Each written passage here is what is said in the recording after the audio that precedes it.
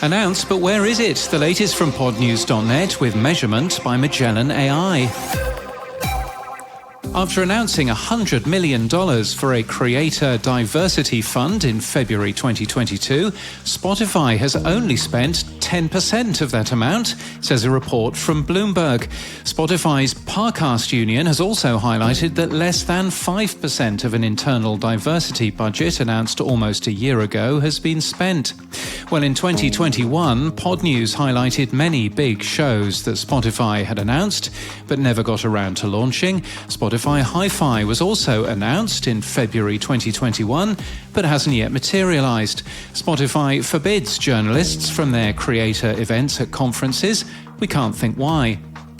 The team behind Hot Take, a climate podcast cancelled by Crooked Media in December and deleted by the company from Apple Podcasts, have written a critical post about Crooked's handling of the show. You'll find that linked from our show notes and our newsletter at podnews.net.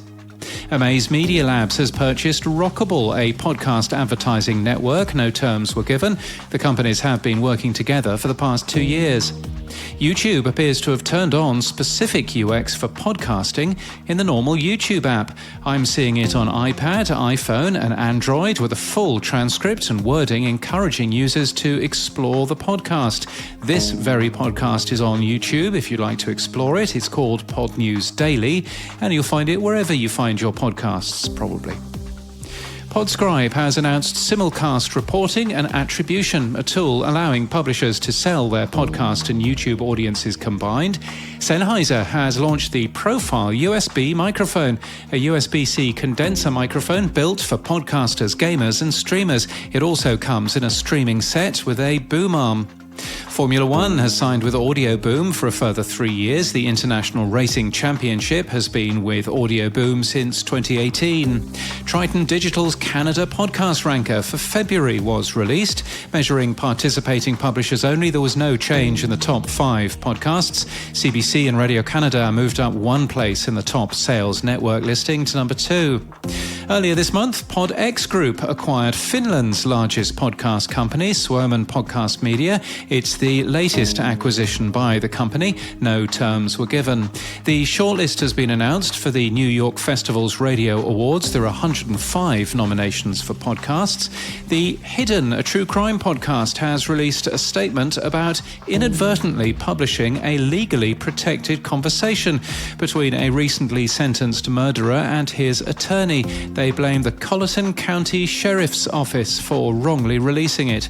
And iOS 16.4, which fixes Apple Podcasts, sometimes calling itself Apple Core Media, was released in final form to developers yesterday, which suggests that it'll be rolled out to everyone next week.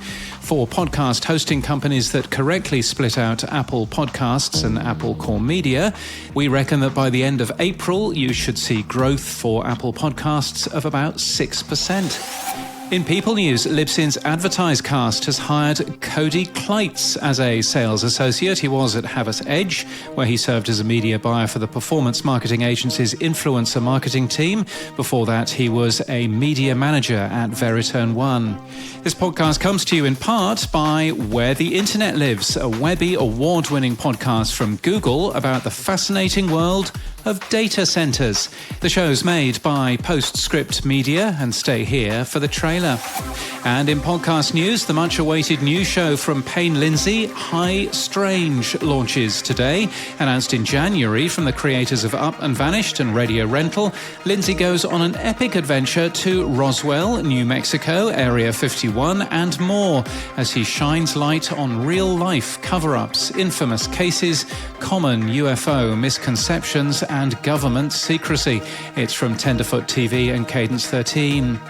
Celebrating over 125,000 downloads so far, Sex Ed with DB is a feminist podcast bringing you all the sex ed you never got through unique and entertaining storytelling. Tony Robinson's Cunning Cast is launched today by Zinc Media.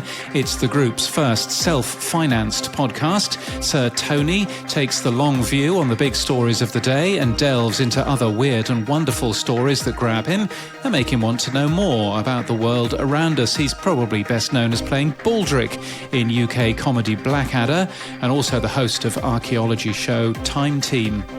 targeting young and ambitious students and professionals. Up next is a new podcast that offers conversations about novel paths, inspiring takes, and what it takes to be successful.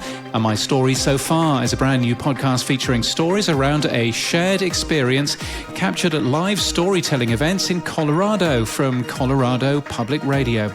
This podcast is sponsored by Measurement by Magellan AI. This thing is on podcast advertising attribution and delivery verification from the leaders in podcast ad data. Find out more at magellan.ai/measurement. And that's the latest from our newsletter. To read all the stories and subscribe, we're at podnews.net. I'm Stephanie Wong, and I'm your guide through the people and places that make up the internet. And I'm back as the host of the third season of Where the Internet Lives, a podcast from Google about the unseen world of data centers. In past episodes, we've introduced you to the technologies and people that run data centers, unveiling a world that very few people get to see. This season, we're exploring how data centers change the world around them in surprising and transformative ways. We'll hear stories about prairie restoration, the solar energy boom, recycled canal water, and cities undergoing economic transformation, all enabled by data centers.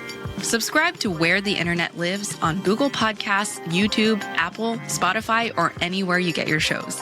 And this season, we'll have some film documentaries to complement our audio stories. We can't wait to welcome you back.